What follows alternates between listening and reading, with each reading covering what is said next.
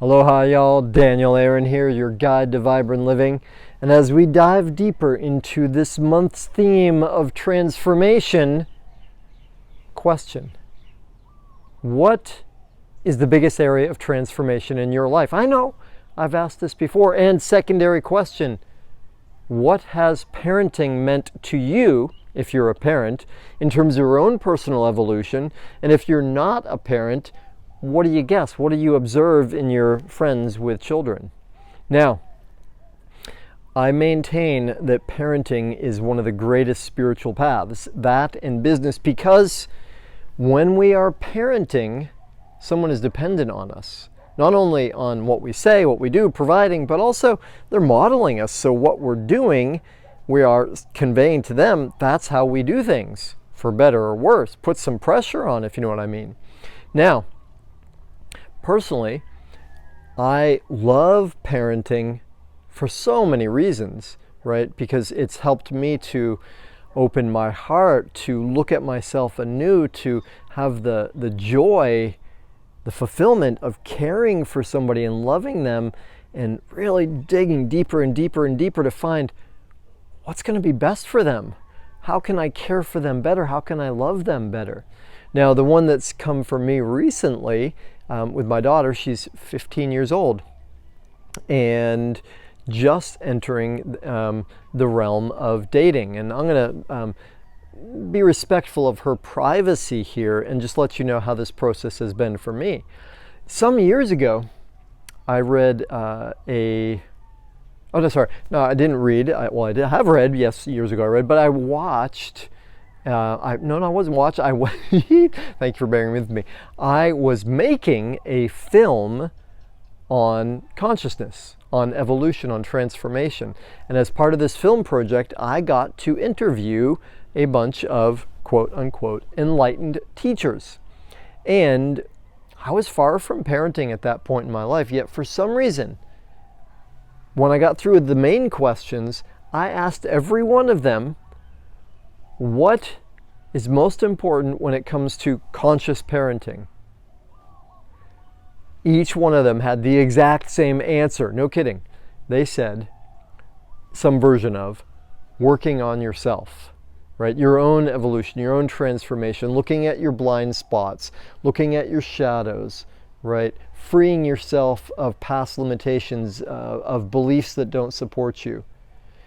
And I was really curious about that. You know, I was a young man when that was going on. Younger man, thank you very much. And I was like, well, what is that? And then when I became a parent, I realized, and I so wanted to break the cycles of my parents, the way they raised me. They were doing the best they can, nothing wrong. But yeah, I had a lot of challenges in my childhood, and a lot of that was because of unconscious parenting. So I want to do a better job. I got obsessed with reading books about parenting, studying what is good parenting, what's the psychology of it. And one of the things that I concluded early on in this research is there is no rule book. You know why? Because it's different not only with every child, with every parent, in every moment, every phase of their life. There's no thing that says, well, when your child says this is what you do, because no, you got to factor in, feel into all kinds of components to it.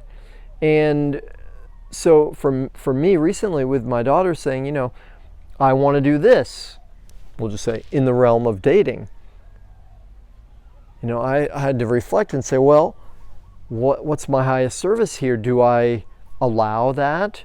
Do I not allow that? Do I let go into, I don't know if you know, teenage behavior? Part of it is this great need to rebel, to create freedom. And that's a natural and healthy need.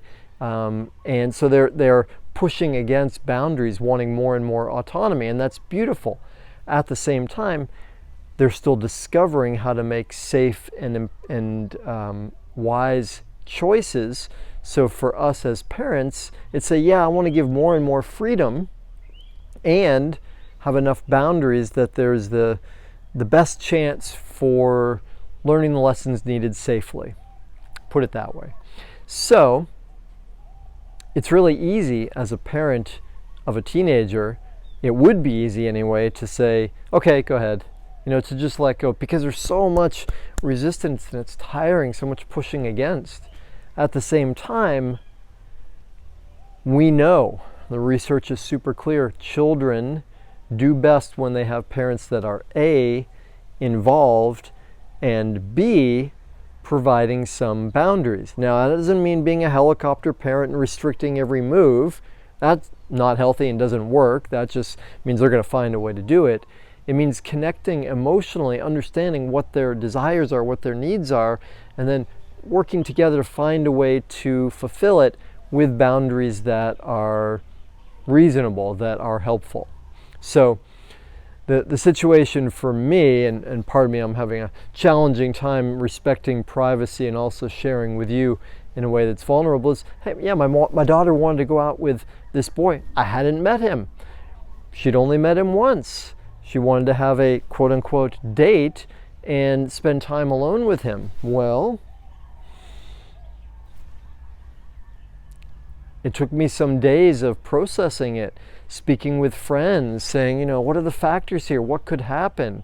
And to come to the conclusion that, no, I don't feel good with that. I do want you to, quote-unquote, date. And these aren't her terms. I'm just putting it in my own terms, right? To that energy of meeting, someone that we're attracted to, whatever gender, leaving all that aside, that we're attracted to and wanting to explore, that's beautiful, right? That's one of the juiciest parts of life.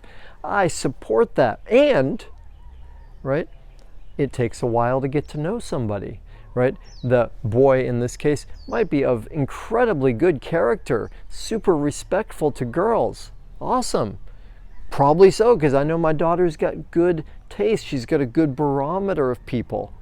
At the same time, she's so courageous, so fearless, right?